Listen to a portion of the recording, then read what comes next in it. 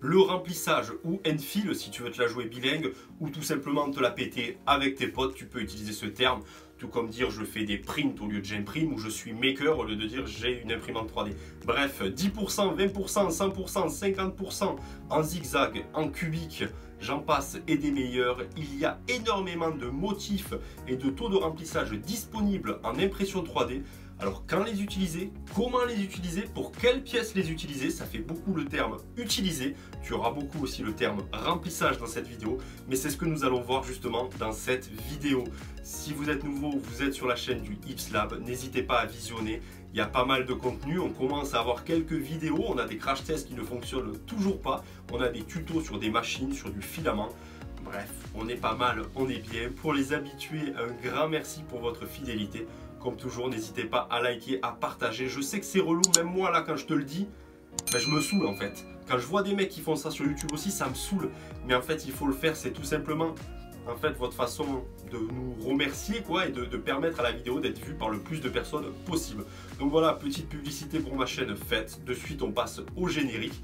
Puis on enchaîne quand même sur la vidéo parce qu'on a du taf. Tu peux remarquer, c'est en plein soleil, c'est pas mal. Que j'ai fait un petit tableau pour vous expliquer tout ça, il y a du boulot derrière, donc c'est parti, on attaque, générique.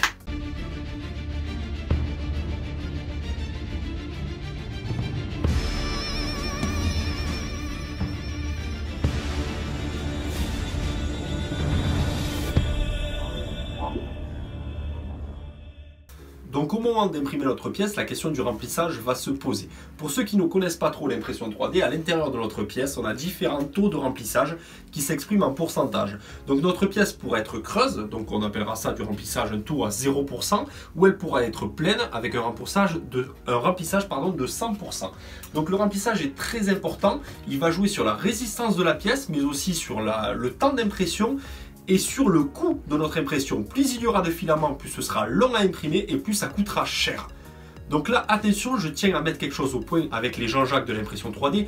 Je vous vois déjà vous énerver sur votre clavier en disant « Oui, tu dis n'importe quoi, le remplissage ne fait pas que la résistance. » Tu as raison Jean-Jacques, je n'ai pas dit que la résistance, enfin le remplissage jouait que sur la résistance. Il va falloir remplir d'autres paramètres pour apporter plus de résistance à notre pièce. Et aussi du filament. Selon le filament utilisé, on utilisera peut-être différents filaments pour apporter plus de résistance. Mais là, aujourd'hui, dans cette vidéo, on va parler seulement du remplissage. Et puis, si tu n'es pas content, je te suggère de prendre ton impression 3D, de te la fourrer dans le...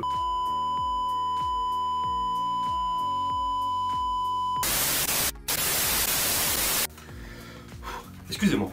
Donc, je disais... Le taux de remplissage s'exprime en pourcentage comme vous le voyez sur ce tableau. Donc ça va jouer grandement sur le coût. Quand je dis le coût du filament, en fait on va utiliser beaucoup plus de filaments si on remplit forcément notre pièce. Donc ça va jouer aussi sur le temps d'impression. Vous imaginez bien qu'une pièce creuse sera plus rapide à imprimer qu'une pièce pleine. Alors comment choisir en fait le taux de remplissage? Tout va dépendre en fait de l'utilité de votre pièce. Et c'est vraiment ça que vous devez garder à l'esprit quand vous imprimez. Quelle est l'utilité de ma pièce? Donc si sa fonction est décorative, admettons une figurine, ou si c'est une maquette ou un prototype qui n'a pas besoin de pression mécanique, on va utiliser un remplissage entre 10 et 25%.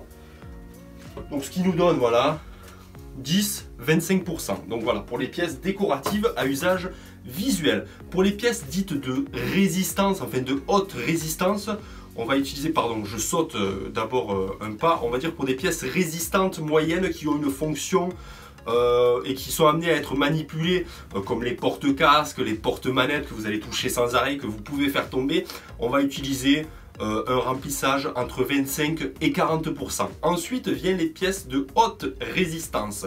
Donc là avec des tensions mécaniques, attention, Jean-Jacques me refait pas péter les plombs, on va bien sûr utiliser un filament différent. On va peut-être pas prendre du PLA, on va partir sur de l'ABS ou sur un autre type de filament qui va apporter une résistance. Mais là on parle bien de remplissage. Donc je préfère préciser parce que les fous du commentaire sinon vont me lyncher. On est sur le remplissage. Donc sur une pièce dite à haute résistance, on utilisera un remplissage supérieur à 40%. Déjà vous voyez qu'à 50%, on est pas mal du tout. Par rapport aux données techniques, donc là, attention, petite donnée technique. Donc, entre un remplissage de 25 et 50%, la résistance augmente de 25%. Jusque-là, tu me suis. de 25% à 50%, le remplissage, la force, la résistance augmente de 25%. Par contre, de 50 à 70%, elle n'augmente plus que de 10%. Donc ce qu'on peut constater, c'est plus on augmente le taux de remplissage, plus le pourcentage de résistance, en fait, pas diminue, mais n'augmente pas de la même façon, en fait. Donc c'est là qu'on va se poser la question, est-ce que ça sert vraiment de remplir une pièce à 100%? À part utiliser du matériel ouais, et perdre du temps, je suis pas sûr. Il y a d'ailleurs nombreuses études qui prouvent qu'à partir de 45 à 50%, ben, ça sert plus à grand chose en fait d'augmenter le remplissage de notre pièce. Donc voilà, gardez bien à l'esprit, taux de remplissage va dépendre de la fonction de votre pièce. Fonction visuelle, fonction manipulée, fonctionnelle, ou alors pièce de haute résistance, et c'est ça qui va déterminer en fait votre taux de remplissage. Voilà, donc maintenant on va passer aux motifs, on va parler un petit peu plus sur les motifs. Le taux de remplissage c'était vraiment quelque chose de rapide, mais voilà, gardez bien ça à l'idée. De suite, motifs de remplissage. Donc les motifs de remplissage, en fonction du slicer que vous allez utiliser, il y en a plusieurs. Personnellement, je me suis penché sur Cura, c'est celui que j'utilise le plus souvent. Donc voilà, toutes les données que je vais vous donner sont sur Cura, mais c'est aussi la même chose sur les autres slicers. Il y en aura un ou deux motifs différents. Donc pour comprendre les motifs, on va tout simplement les placer en trois catégories. Donc on a les classiques, les fonctionnels et les flexibles. Trois grandes catégories pour les remplissages de notre objet. Donc c'est parti, on commence par la première catégorie qui est la catégorie classique. Donc là on y retrouve le motif grille, le motif ligne, le triangle, le tri-hexagonal et le zigzag. Donc quand je dis pièce classique, c'est entre autres la première catégorie du taux de remplissage, une pièce à usage visuel, décoratif, voilà, qui n'a pas besoin, voilà, comme je disais, de forte résistance. Tout simplement, le motif grille et ligne va apporter une rapidité d'impression, c'est les plus rapides à imprimer, ce sont des motifs simples. Donc si tu veux aller vite, tu utilises la grille ou la ligne, ce sera le plus rapide, tout simplement. Concernant le triangle et le tri-hexagonal, ce sont les pièces qui ont le moins de contact avec, comment appeler ça, avec la paroi de l'impression. Donc c'est celles qui ont le moins de contact avec la paroi, pardon, j'étais un petit peu trop bas. Donc en fait, ça va limiter la déformation de la pièce. Ça va éviter que ça pousse sur notre pièce et que ça déforme notre pièce. Pareil, au niveau du tri-hexagonal, elle offre une capacité en fait à limiter les courbures en fonction du refroidissement en fait de notre pièce. Voilà, le tri-hexagonal. Donc voilà, vous avez les pièces classiques, donc pièces classiques à usage. Quand je t'ai postillonné un truc sur ma planche, bref, ça va que je suis tout seul pour le Covid. Donc voilà, usage classique, on a la grille et la ligne qui sont les plus rapides. Triangle, tri-hexagonal qui vont exercer le moins de contact sur la paroi de notre pièce. Le tri-hexagonal qui va faciliter justement, qui va éviter les courbures de notre pièce. Et le zigzag. Voilà pour notre catégorie classique. Donc on passe de suite à la catégorie numéro 2, les fonctionnels. Donc on va passer aux motifs pour nos pièces fonctionnelles. Donc on retrouve différents motifs. Donc le motif cubique, la subdivision cubique, l'octaédrique, le quart cubique. Ça s'écrit pas comme ça, hein. Moi j'ai marqué le quart, le bus, mais c'est pas celui-ci, crois-moi. Le gyroïde. Donc en fait, c'est pour, comme leur nom l'indique, des pièces fonctionnelles. Donc on va manipuler plus souvent et auxquelles on va apporter une certaine résistance. Donc, quels sont les plus intéressants? Quels sont les plus rapides? Le cubique, c'est tout simplement un empilement de cubes inclinés. Et la subdivision cubique, c'est aussi la même chose, mais qui va consommer moins de filaments. Donc dans la catégorie fonctionnelle, ce seront les plus rapides à imprimer. L'octaédrique et le quart cubique, ça va être des pyramides en fait empilées et ça va apporter plus de résistance. Mais le plus intéressant dans sa catégorie, ça va être le gyroïde. Pourquoi? Le gyroïde, c'est des vagues. Vous voyez, c'est des formes de vagues. Et donc ça va apporter une résistance en fait à la pièce dans tous les sens. Je m'explique. Quand vous imprimez une pièce, la résistance peut être en fonction du remplissage, plus résistante horizontalement ou verticalement, tout simplement en fonction du sens de remplissage. Et le gyroïde, l'avantage c'est que ça va dans tous les sens, donc ça apporte une résistance dans tous les sens en fait sur la pièce. Donc pour le fonctionnel, le plus rapide sera, le plus efficace sera le gyroïde, le plus résistant, et le plus rapide, on va rester sur du cubique. Voilà pour les pièces fonctionnelles, et bien sûr à vous d'adapter à chaque fois votre remplissage, votre taux de remplissage en fonction justement de la catégorie. Il ne faut pas oublier Quand on imprime une pièce, on sélectionne d'abord, enfin, on se dit dans quelle catégorie elle appartient, quelle est sa fonction. Une fois qu'on a déterminé sa fonction, on a son taux de remplissage. Et une fois qu'on a sa fonction et son taux de remplissage, on va choisir justement sa catégorie.